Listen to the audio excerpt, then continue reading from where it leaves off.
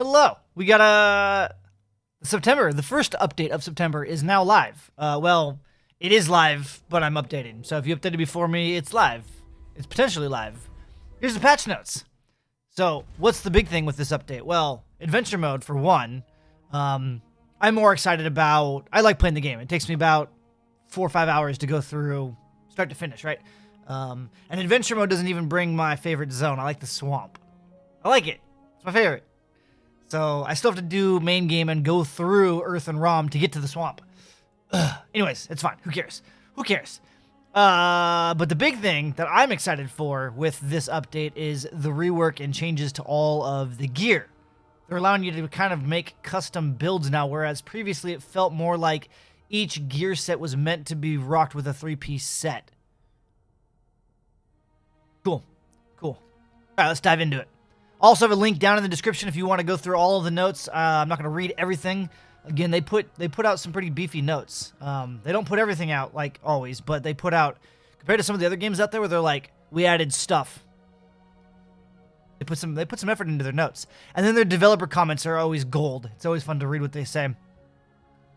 Known issues. If a host has no mic connected and a client tries to speak, the game will crash. What? This is an issue in the latest Unreal Editor build and will be fixed in the next update.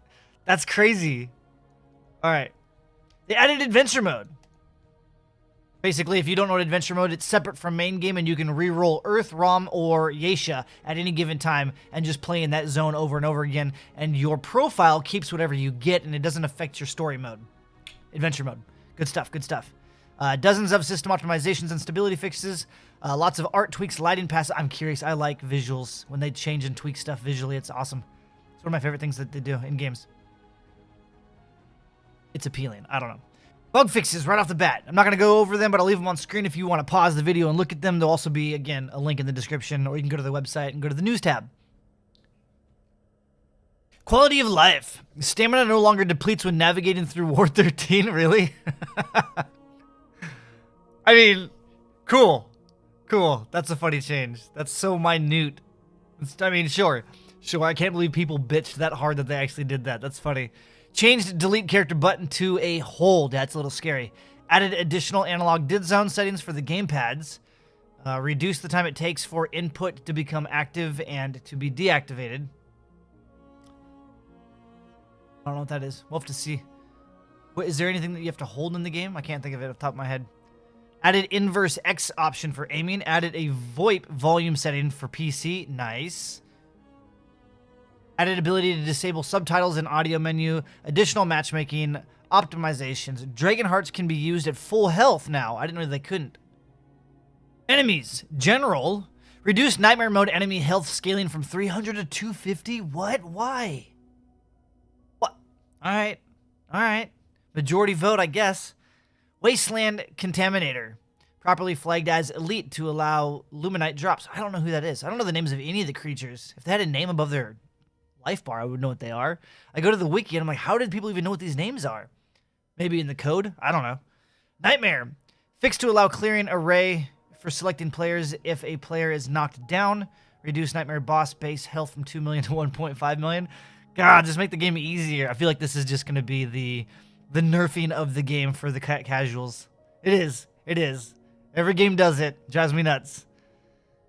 Adjusted damage modifier in Nightmare mode based on amount of players. Weapons. They got pretty much a bunch of buffs. And a little bit of a rework on the sniper. But hunting rifle, my go-to weapon. Mag size increased. The total capacity was increased. The base crit chance was increased. And they added 5% weak point bonuses. The hunting pistol got a base crit chance increase, and they're doing this with a handful of these weapons where you can't crit at a certain close range, so you're forced to use melee or close range weapons. Again, you don't necessarily need to crit to kill things with some of these weapons, to be honest. Especially now that their life is lower. Come on. Revolver. Increase the impact scaler, so it does more impact for stagger damage. Sniper rifle, the base crit was increased, the ammo reserve was increased, the reload speed was increased, and they're messing with a lot of the sway and bloom of it. Also, you can't crit within 12.5 meters of the sniper rifle. The Typewriter, they increased the damage, They reduced the reticle size. They increased the per shot reticle increment, reduced the minimum reticle size, and they reduced the decay speed. So now it's going to be smaller, it'll be tighter, it'll stay tighter, it becomes more dialed in, easier. Particle Accelerator. I want to play with this gun so much. I haven't done it yet. Increased the crit chance, increased damage, increased fire rate, reduced the post-shot decay delay, increased post-shot decay speed, reduced initial reticle size, drastically reduced scoped sway, added minimum crit range. Alt-fire gravity core now sucks more. God, I want to play with it. I need to. I have it. The Devastator. Reduced initial spread to better match reticle. Decreased post-shot delay time. Base crit chance was increased. No longer has a 5 times chance to proc the bandit armor on a single target. Each unique target hit has a chance to proc bandit armor. Added minimum crit range of 5 meters. The Defiler. Increased ideal range from 10 meters to 12.5. Reduced reticle size. Alt-fire radioactive volley. Power requirement reduced from 350 to 300. Eye of the Storm, they increased the crit chance, and they added a 5% weak spot bonus. Hive Cannon added 20 impact damage to the projectile, which benefits from weak spot modifiers. Oh, cool. Increased primary shot projectile size from 2 to 5. They fixed the description showing actual AoE range of primary fire. Curse of the Jungle God Fire, or Alt Fire, tentacle shot, and now has life leech, so the tentacles can now give you health when they hit. Spore Bloom. They increased the damage. They increased the pellet count from 7 to 12. They increased the reticle size for better spread coverage. They increased the range from 800 to 1000. Reduced the reload speed. Spore shot projectile damage increased from 5 to 100. I should use that some more. World Breaker. AoE blast now affects breakable objects. It made no sense that the World Breaker couldn't break world objects. This was a drastic oversight, and we are all ashamed. Now we are not. It's awesome. It's awesome. Items. The Ring of the Admiral is a new ring. 300% bonus incoming damage and 15% ranged melee damage output. It'll cost you 2 scrap at the store and can be purchased at the beginning of the game. Cleansing Jewel. When used with the Elder Armor, cleansing applies to all allies. That's cool. Ring of Evasion added a +1 iframe and 10% evade speed. Leech Ember there's a nerf. Slightly reduced the leech amount. Soul Anchor added 5% damage per summon. Soul Anchor duration from 40% to 50%. They removed the additional charge bonus? Really? I thought they were trying to make these crazy or summoner builds from the live stream, what it sounded like. But now this is the ring that allows you to have an extra summon. I think. I could be wrong. Armor changes. The good stuff. This is what I'm excited for. They seem to think that rating's the best. We'll leave that rant for another time. That's fine. Adventure. Bonus. Increase the amount of scrap picked up by 10%. Total armor increased. Hunter. Reduced range requirement from 15 meters to 10. Bonus. Weak spot damage has been increased by 15%. Nice. Armor increase. So we were able to take more damage, and they reduced the health of Nightmare. Moving on. Cultist. Mod power is slowly generated over time now. Armor increased. Scrapper. All stagger damage within Challenger range is increased by 20%. I believe that includes weapons too. Weapons. Ranged weapons, by the way. Guns. Total armor is increased. God, that's almost double. Bandit. Ammo acquired on pickup is increased by 25%. It'd be cool if a portion of that went to your teammates too. As a support role. Because if you guys have done co-op, if somebody else snags all the ammo, you run out of ammo. You know who you are. Elder. Dragon's Hearts increases allies' damage by 20% for 10 seconds. Includes minions. Dragonheart heal allies for 50%. Includes minions. Dragonheart's heal now works on both Liz's and Root Mother. Nice. Increased armor skill bonus from 15 to 30. But increased range on armor skill bonus. I'll have to go look at it when the game's ready. And then armor is increased.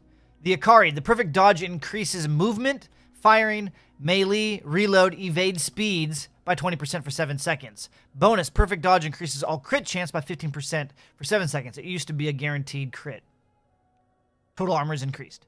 Drifter, movement speed while in standing aim is increased by 25%. So now you can aim. So that's your stamina gear, but you can also move faster while aiming. Armor is increased. Slayer, assassin armor skill changed to multiplicative instead of additive. So now it's stronger. Jeez. Reload speed increased by 10%. And then armor increased. Twisted, melee hits steal health from enemies now. The original Leech Ember values. Total weight value is increased. The Twisted Mask weighs less, by the way. Armor increased, and the Twisted Mask has less armor. Osseous, the Bloodlust. Ranged and melee hits against same target increases damage to that target. It actually amps up. I don't know if there's a cap or not. But unlike the beam rifle, where when you reload, the ramp up dies and goes away, this you can continuously keep hitting and reloading the same target if it's still alive. You can also switch weapons. You can also switch to your melee weapon, and it still keeps applying. Fire rate and melee speed increased by 5%. Armor increased. Radiant reduces recoil. Armor increased. Void. So they kind of redid Void. Power transfer, it's a new thing. Gain a damage stack for every 10 seconds up to 3 stacks. When you take damage, it removes a stack and adds a defensive stack up to 3 stacks. So if you're not getting hit, you do more damage. If you start to take damage, you start to take reduced damage at the cost of output. It's kind of cool idea. The bonus slightly increases iframes on evade, and then armor increase. Jeez! 70 to 120? Is that the beefiest armor in the game? Besides Leto's, which is not out yet? That is some heavy, beefy armor. You're never going to take any damage. At all. What are that? Jeez, that's crazy. The bomber hat. Total armor value increased from 2 to 10. I don't know what the bomber hat is. Mods. Summons. Seed Collar, Beckon, Iron Sentinel, Tentacle Shot. Reduced to 2 charges per mod. To better facilitate summoner build, balance, and performance, we reduced all summon mod charges to 2. Each summon by the caster counts towards increased damage for them only while wearing Soul Anchor. This also helps with summons blocking the paths of enemies. In our next update, we will be looking at powering up the effectiveness and identity of the individual summons. Okay. And it really feels like they nerfed the crap out of summons this update, but they're going to be focused on it for next update. That's cool. Explosive Shot. Damage increase. AoE damage increase. Increased range. Increased minimum drop-off damage. That's cool. Yeah, I need to start using more of the actual damage shots, but I feel like they're underwhelming, so this will be cool. Swarm. Fixed a bug where projectile lifetime was limited to 12 seconds. It was supposed to be buffed to 25 in the last update. Fixed projectile duration to 20 seconds and not 12. Okay, so it wasn't working as intended, so now it's fixed at 20? Okay, supposedly. We'll see. Mender's Aura. Now works on Liz and Liz and Root Mother at a reduced rate. Cool. Iron Sentinel will no longer target enemies that it cannot see. Miscellaneous. Wasteland Good Boy has been buffed from Good Boy to Very Good Boy. Please restart your game client. That's crazy. That's crazy. I want to get in and play. I think my update's done. It is done. I'm going to go play. Play. Anyways, that's it. That's it for the patch notes. Beefy patch notes, a lot of changes, a lot of gear changes, handful of weapon changes, a lot of buffs, like one nerf, a tremendous amount of buffs. Well, there's not one nerf. The summoner stuff seems like it got reduced a little bit. I don't think it was super overpowered, but it was fun. It was definitely fun. It's still going to be fun, and I'm really curious to see what they're going to do with it next update, because in their live streams, they mentioned that they really want to have summoner builds. So I'm curious to see what they'll do next week with it. Anyways, I stream daily on Twitch. We'll be doing this tonight. FYI, we'll be rocking different builds. We'll be jumping in and out of hard mode. We might start a Admiral Ring Nightmare playthrough. Because let's be honest, you really can't get touched anyways in Nightmare. So adding 300% increased damage, it's for flexing purposes, to be honest. It'll be fun though. It'll definitely be fun. Twitch.tv/SlyGumbi. I stream between the late night hours of 8 p.m. till about 2 a.m. Pacific Standard Time. It's West Coast United States. You can follow me on Twitter @SlyGumbi for news, updates, postings, whatever. Poop texts. We got a website, SlyGumbi.com, and a Discord channel. Links will be in the description below, along with a ton of guide links for Remnant, from the ashes. And with that, see you guys in the next one. Bye-bye now.